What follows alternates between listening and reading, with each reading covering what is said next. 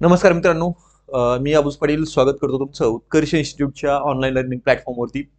बघा, येणाऱ्या कालखंडामध्ये एमपीएससीच्या अंतर्गत 258 पदांची विभागीय सीडीपीओ परीक्षा होऊ घातलेली आहे, येणार आहे. आणि त्याचं नुकतंच या ठिकाणी ते त्यांच्या शेड्यूलमध्ये त्यांनी मागणी पत्राच्या बाबतची जी काही माहिती आहे ती प्रसिद्ध केलेली आपल्याला पाहायला मिळते. एकूण जागा 258 असणार आहेत. लक्षात ठेवा.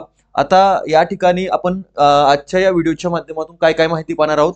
तर यासाठी आवश्यक असणाऱ्या पात्रता काय आहेत, त्याच्यानंतर या ठिकाणी याचा अभ्यासक्रम म्हणजे परीक्षेचं स्वरूप काय आहे आणि वयोमर्यादा ही नेमकी काय असणार आहे. तुम्हाला याच्यामध्ये अभ्यासक्रम जो आहे तो शेवटी तुम्हाला निश्चितपणे सांगतो.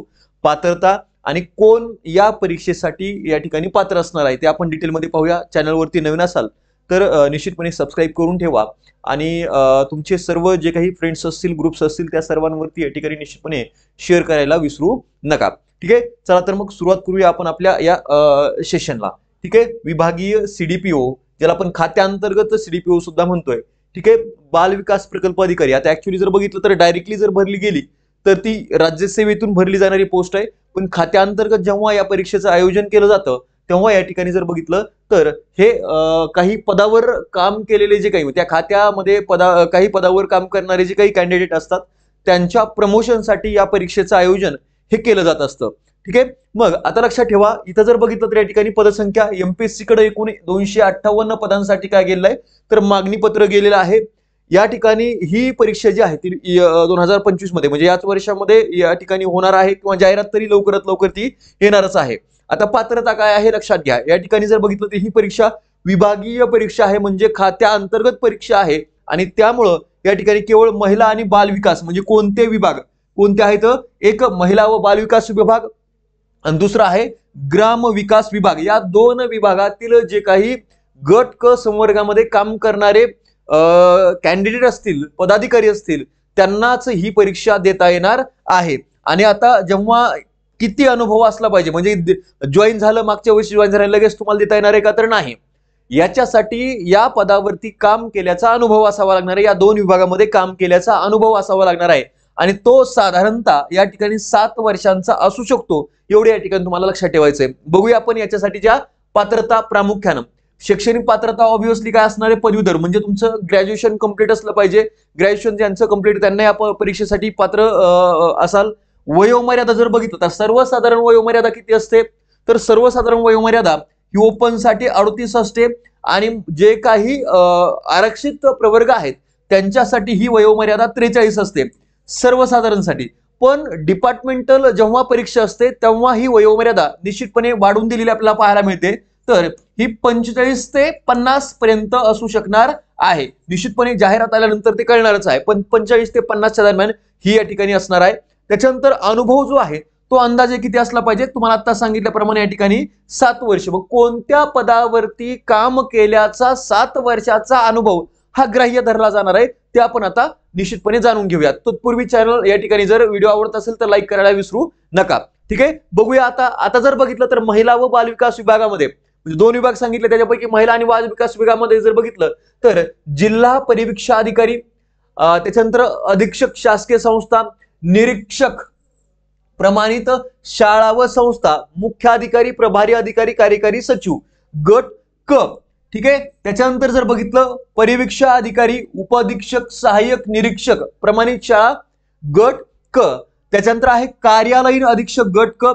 मुख्य सेविका, बघा या ठिकाणी जर बघितलं अंगणवाडी मुख्य सेविका ज्या असतात, ज्याला आपण अंगणवाडी सुपरवायझरही म्हणतोय, त्यांना सुद्धा या ठिकाणी ही परीक्षा देता येणार आहे. सुपरवायझर साठी तयारी करणारे जे आहेत म्हणजे सुपरवायझर ज्यांनी तुम्हाला पाहायला मिळते तर तुमच्या सुपरवायझर पर्यंत निश्चितपणे पोहोचवायचं आहे, तर ती महत्वाची माहिती आहे. ठीक आहे, सुपरवायझर जे आहेत त्यांना सुद्धा आहे. समुपदेशक गट ब अराजपत्रित, संरक्षण अधिकारी गट ब अराजपत्रित, विधी सल्लागार गट ब अराजपत्रित. आता अराजपत्रित का म्हटलंय, सीडीपीओ ही राजपत्रित स्वरूपाची गट ब ची या ठिकाणी हे आहे पोस्ट आहे, त्याच्यावरती हे प्रमोशन इथं अराजपत्रित मधून घेतले जातील. त्याच्यानंतर आहे ग्राम विकास विभाग. आता ग्राम विकास विभागामध्ये कोणत्या पदावरती काम करणारे या ठिकाणी येतात, तांत्रिक सेवा, विस्तार अधिकारी कृषी.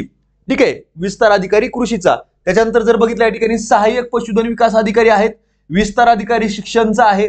त्याच्यानंतर जर बघितलं सहाय्यक प्रशासन अधिकारी लिपिक संवर्गामधून येणारा, त्याच्यानंतर विस्तार अधिकारी सांख्यिकी स्टॅटिस्टिक्स जो आहे त्याला सुद्धा.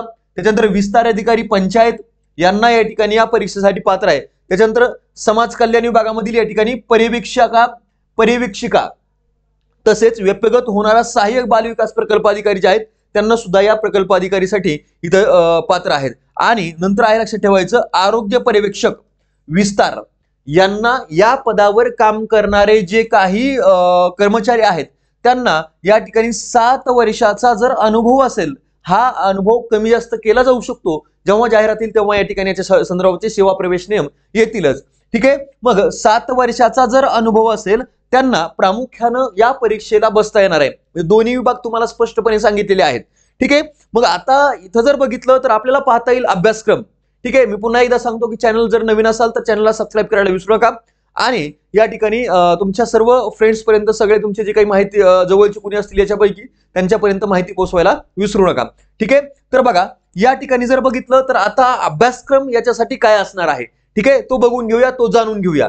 बघा परीक्षा योजना इथं जर बघितलं तर लेखी परीक्षा ही 400 गुणांची असणार आहे. ठीक आहे. मागे जी झाली त्याच्यावरती या ठिकाणी आपण काय करतोय तर हे पाहतो आहोत. ठीक आहे. मुलाखत 50 गुणांची होईल, म्हणजे इंटरव्ह्यू असणारे 50 गुणांसाठी. त्याच्यामध्ये जर बघितलं मराठी इंग्रजी सामान्य ज्ञान शासनाशी संबंधित निवडक कायदे व संस्था हा पेपर 1 असणार आहे. ठीक आहे. पेपर 1 याच्यामध्ये जर बघितलं माध्यम हे कसं असणार आहे रे, फक्त इंग्रजी हा इंग्रजी माध्यमामध्ये असेल, बाकी मराठी इंग्रजी असणार आहे. ठीक आहे. त्याच्यानंतर जर बघितलं प्रश्न संख्या 100 पेपर 1 साठी. त्याच्यानंतर गुण 200 कालावधी 1 तास आणि वस्तुनिष्ठ बहुपर्यायी म्हणजे इथं या ठिकाणी कशी असणार आहे ऑब्जेक्टिव्ह स्वरूपाची ही एक्झाम असणार आहे. त्याच्यानंतर जर बघितलं या ठिकाणी तुम्हाला पाहायला मिळते 2 सांकेतांक पेपर 2. पेपर 2 मध्ये जर बघितलं पदाच्या कर्तव्यासाठी आवश्यक असलेलं ज्ञान, यामध्ये मग या ठिकाणी विविध कायदे आहेत, ते नियम आहेत, ते सगळे याच्यामध्ये आपण काय करणार आहोत पाहणार आहोत. आणि इथं सुद्धा याच्यावरती 100 प्रश्न असतील आणि 200 गुणांसाठी याच्यासाठी सुद्धा 1 तास आणि वस्तुनिष्ठ बहुपर्यायी स्वरूपाचे प्रश्न याच्यामध्ये तुम्हाला विचारले जातील. अशा स्वरूपाची आता मागच्या वर्षी झालेल्या परीक्षेची ही काय आहे योजना आहे ती अशा पद्धतीने असते. तुम्हाला ते संदर्भ सांगितलेले आहेत. निश्चितपणे जर राज्यसेवा डिस्क्रिप्टिव्ह स्वरूपामध्ये होत असेल तर कदाचित ही डिस्क्रिप्टिव्ह होऊ शकते, पण शक्यता आहे ती ऑब्जेक्टिव्हच होण्याचे. ठीक आहे. सो अशा पद्धतीने या ठिकाणी याचा परीक्षेचा योजना अभ्यासक्रम आपण म्हणूया. पात्रता वयोमर्यादा आणि इतर माहिती ही महत्वपूर्ण आपण पाहिलेली आहे. निश्चितपणे माहिती आवडल्यास लाईक करायला विसरू नका आणि चॅनलला सबस्क्राईब करायला विसरू नका. ठीक आहे. आजच्या या सेशनच्या माध्यमातून आणि पुढे जो आहे पुढे सेशन आपण पाहणार आहोत ते म्हणजे काय तर ही जी काही अभ्यासक्रम आहे हे पेपर 2 आहेत, त्या पेपर दोन्ही पेपरचा अभ्यासक्रम जो आहे तो आपण डिटेलमध्ये पाहणार आहोत. याच्यामध्ये काय काय असणार आहे, कोणते कोणते विषय असणार आहेत. ठीक आहे. तो आजच्या या सेशनच्या माध्यमातून या ठिकाणी थांबतो. Thank you so much. All the best all of you.